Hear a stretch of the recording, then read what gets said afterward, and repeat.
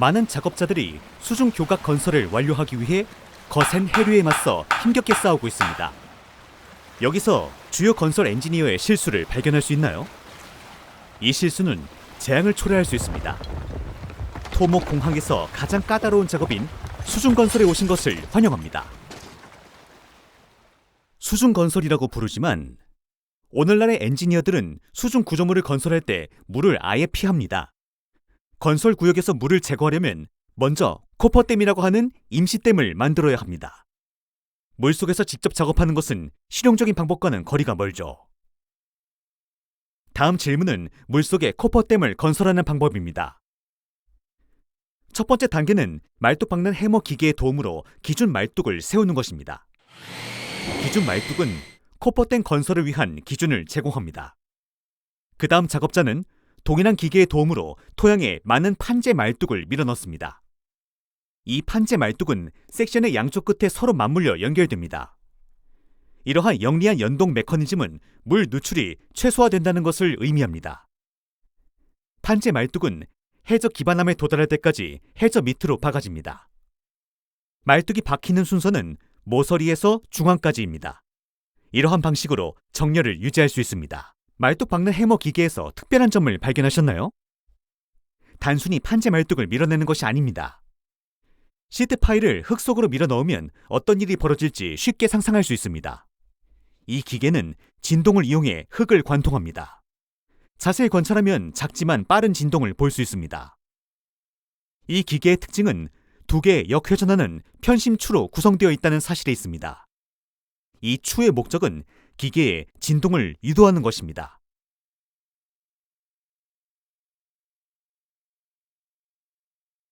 바지선이라고 불리는 평평한 표면을 가진 이 배는 건설 현장에 필요한 기계와 부품을 운반하는 데 사용됩니다.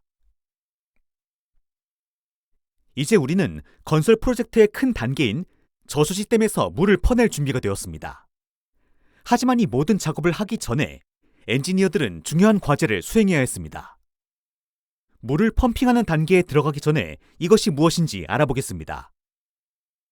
프로젝트의 엔지니어들은 코퍼댐을 건설할 토양에 대한 상세한 지질공학적 연구를 수행해야 했습니다. 그들은 영국 구조물의 하중을 견딜 수 있도록 토지를 선택했습니다. 토양의 강도를 측정하는데 가장 일반적으로 사용되는 테스트는 원뿔 관입 시험이라고 하는 현장 테스트입니다. 원뿔 관입 시험 장치가 해저에 어떻게 보관되는지 확인할 수 있습니다. 장치의 원뿔형 끝이 토양을 관통하면 센서가 마찰과 토양 저항값을 다시 전송합니다. 이 장치는 기반함에 도달할 때까지 계속 침투합니다. 기반함에 도달하면 저항값이 갑자기 상승하는 것을 볼 수 있습니다. 이 편리한 테스트를 통해 엔지니어는 판재 말뚝을 얼마나 깊이 박아야 하는지 알 수 있습니다. 판재 말뚝은 기반함까지 도달해야 합니다. 이제 프로젝트로 돌아가서 물을 펌핑하기 시작하겠습니다. 수위가 낮아지면 판재 말뚝 사이에 물이 새는 것을 볼 수 있습니다. 이것은 물의 차압으로 인한 것입니다. 단일 레이어 판재 말뚝은 부실하므로 두 겹으로 쌓아야 합니다. 이러한 판재 말뚝 벽 사이의 공간은 일반적으로 모래, 자갈 또는 깨진 암석과 같은 입상 재료로 채워집니다. 이렇게 이중으로 쌓은 코퍼댐은 판재 사이의 누수를 효과적으로 방지할 수 있습니다.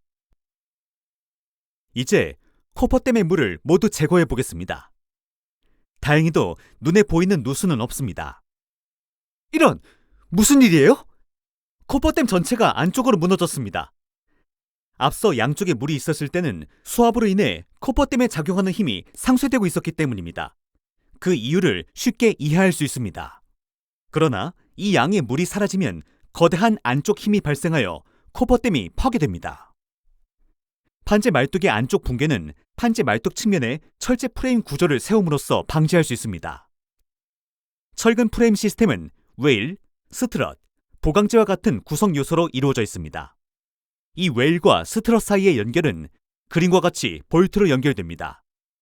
스트럿이라고 하는 이 수평 부재는 코퍼댐 벽의 안쪽 이동에 저항하는 측면 지지력을 제공합니다. 이제 코퍼댐이 매우 강해져서 기반함까지 도달했습니다. 이제 물을 완전히 빼겠습니다. 이제 무슨 일이 일어날지 예측할 수 있나요? 여기 작지만 귀여운 코퍼댐을 만들었습니다. 멋지지 않나요? 이제 코퍼댐에서 물을 제거하면 어떻게 되는지 보겠습니다. 이제 물을 빼고 있습니다.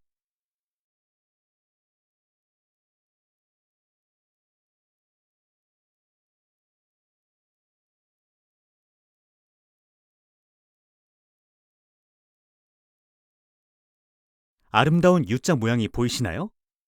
물 입자가 코퍼댐 아래에서 U자 모양으로 이동하고 있습니다. 이것은 수압 차이 때문입니다. 코퍼댐에서 물을 제거하면 코퍼댐 내부에서도 같은 일이 일어납니다. 실험과 마찬가지로 코퍼댐에서도 물이 새는 현상이 발생합니다. 누수를 방지하는 기술은 어렵기 때문에 이 유출수를 지속적으로 펌핑해 보겠습니다. 단단한 지층 위에 흙을 제거하고 단단한 지층에 콘크리트를 바르면 수중 프로젝트의 절반이 완료됩니다. 이를 콘크리트 밀폐 코스 기술이라고 합니다. 콘크리트 밀폐 코스 또한 물이 새는 것을 방지하는 강력한 발판 역할을 합니다. 이것이 어떻게 이루어지는지 봅시다. 코퍼댐에서 흙을 제거하는 작업은 일반적으로 조개껍질 버킷을 사용하여 수행합니다. 이 버킷은 굴착기로 작동합니다. 조개껍질 버킷의 작동이 꽤 멋져 보이지 않나요? 다음 단계는 콘크리트 밀폐 과정입니다. 콘크리트 밀폐 코스가 기반암과 강력하게 결합되도록 하려면 기반암을 관통하는 파일 몇 개가 필요합니다. 진동 해머 기계가 다시 필요합니다. 이 기계는 속이 빈 강철 파이프 몇 개를 기반암에 밀어넣습니다. 이 실린더 안의 단단한 암석은 오거 기계의 도움으로 제거됩니다. 이제 이 구멍에 철근을 넣고 콘크리트를 타설합니다. 말뚝이 준비되면 위에 콘크리트 밀폐 코스를 만들 수 있습니다. 이 기반에는 항상 누수가 존재하기 때문에 밀폐 코스 콘크리트는 트레미 공법을 사용하여 수행됩니다. 여기에는 호퍼 버킷과 긴 세그먼트 파이프가 포함됩니다. 바닥 콘크리트에는 작업성이 높은 특수 시멘트가 사용됩니다. 트레미 파이프의 바닥에는 두꺼운 플러그가 설치되어 파이프 내부로 물이 들어가는 것을 방지합니다. 잠시 후 이 파이프를 저크로 들어올리면 콘크리트가 쏟아지고 바닥 플러그가 제거됩니다. 이 과정에서 트레미 파이프의 토출 끝이 콘크리트에 계속 잠긴 상태로 유지되므로 타설되는 콘크리트가 주변의 누수와 섞일 가능성이 적습니다. 콘크리트 밀폐 코스가 준비되었으니 이제 남은 공사를 진행할 차례입니다. 이 구조물을 통해 물이 스며드는 것을 효율적으로 차단합니다. 작업자들이 교각의 기초축을 만들기 위해 고품질 철근의 골조를 배치하고 있습니다. 교각 구조물은 물속에 남아있을 것이기 때문에 엔지니어들은 건설에 사용되는 자재가 최상의 품질인지 확인합니다. 교량의 하중뿐만 아니라 수압도 성공적으로 견뎌내야 합니다. 교각의 골조가 계속 진행됨에 따라 구조물에 콘크리트를 타설하기 위한 준비가 이루어집니다. 콘크리트가 골조에 완전히 타설되면 이 구조물은 강도를 얻기 위해 방해받지 않고 유지됩니다.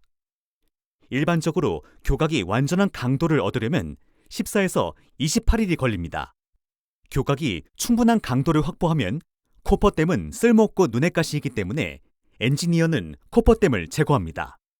그러나 코퍼댐을 콘크리트 밀폐 코스 수준 이하로 제거하면 전체 구조물의 강도에 영향을 미칠 수 있습니다. 따라서 엔지니어는 이 수준에서 이 판재 말뚝을 이 수준에서 절단합니다. 여기 있습니다. 튼튼한 교각이 무거운 다리를 지탱할 준비가 되었습니다. 코퍼댐을 이용한 수중 건설 기술에 대한 영상을 재미있게 보셨기를 바랍니다. 그러나 이것은 케이슨으로 알려진 다른 종류의 수중 건설 기술이며 말뚝 기반이라는 또 다른 종류의 수중 건설 기술입니다. 이 기술에 대해서는 다른 영상에서 다룰 예정이지만 이 영상을 떠나기 전에 패트리온에서 후원해주세요. 큰 도움이 될 것입니다. 감사합니다. 안녕히 계세요.